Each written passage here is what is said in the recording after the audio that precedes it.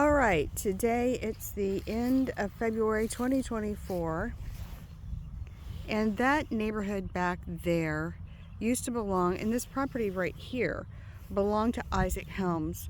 We are at the Helms Cemetery, also known as Mount Zion. And as you can see, there's the church. It was built around the 1850s. There was another church prior to that, just maybe somewhere behind here, and then even down further when the first congregation started with about 8 people, it was at a schoolhouse, and I feel like it was on down the road.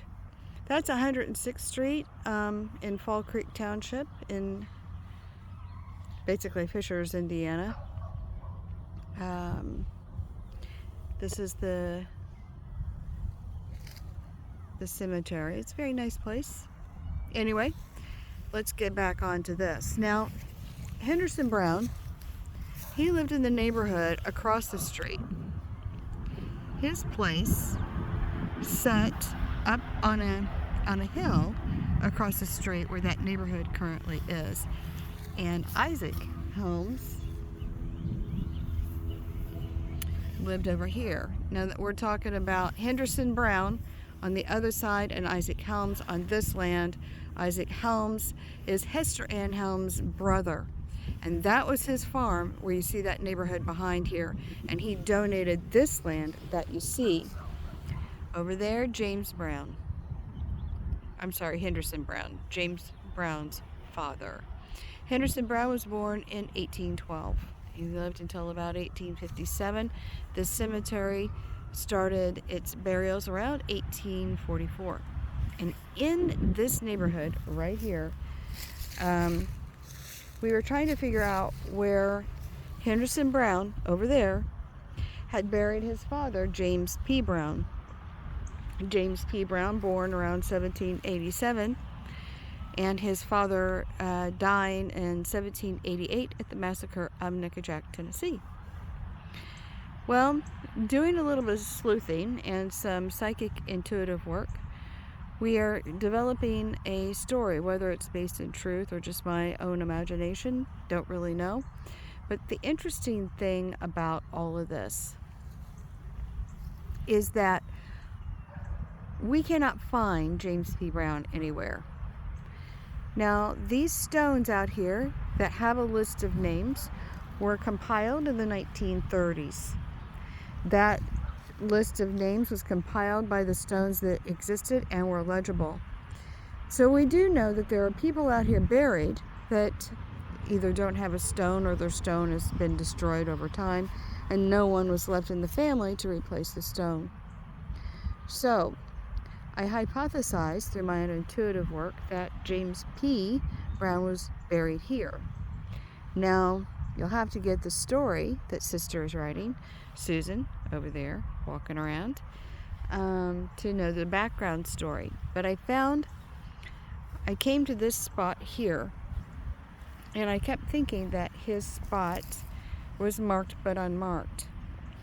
And about 3 weeks ago, we came out, and we found this rock. It was under the ground, and I was saying all along, I think this is where we need to dig. This rock was under the soil, probably about 2 to 3 inches. Grass was growing over it. And I said, we need to prod here. And when they prodded, they hit this rock. And as they were beginning to dig it up, instead of feeling shards of maybe a tombstone that had been left behind, what I found was, or sensed rather, was that stone was actually a stone and not a fragment of a tombstone. And in fact, I said, I think it's a rock. It's marked but unmarked. That's what I kept saying. It was marked and yet unmarked. So Sister got down on her hands and knees. She prodded, dug, and got that rock. And as soon as she did that, I could almost feel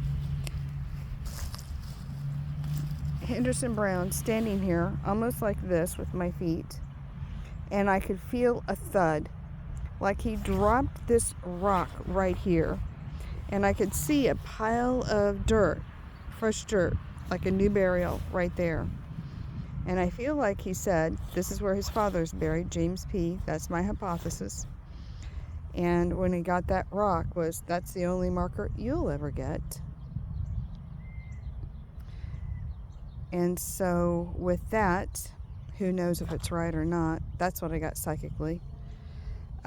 There's really no way to really know unless we would either get ground penetrating radar, and all that would establish is if somebody is buried there. And then the other thing, the only other way we would know that that is our 4 times great grandfather there is a DNA test. I don't think anybody's going to let us dig them up to find that out.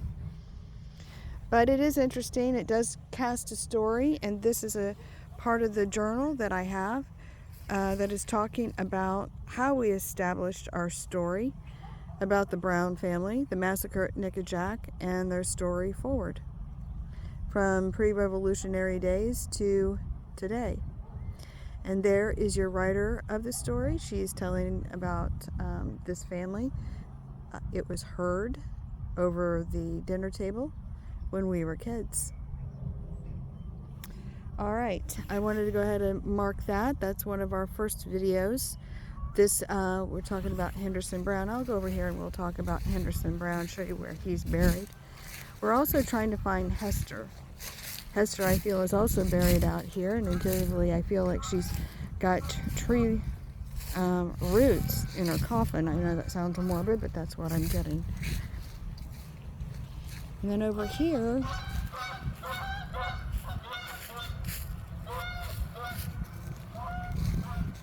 noisy things. Over here is Henderson. Henderson is buried toward the front of the road. Henderson was born in Tennessee in 1812. In the McMinn, I believe it was more of a territory because they only referred to it as McMinn. That's probably now Warren County, Tennessee. There is a McMinn, Tennessee. That's a county. I feel like it was too far. Anyway, this is him. This is Henderson. He was married to Sally Hoagland. And over there is Sister trying to get some ideas about who's buried where. Everybody in the cemetery, most of them, about 90% of them, are all related in one way or another to the Helms and Browns family. All right, that's it for now.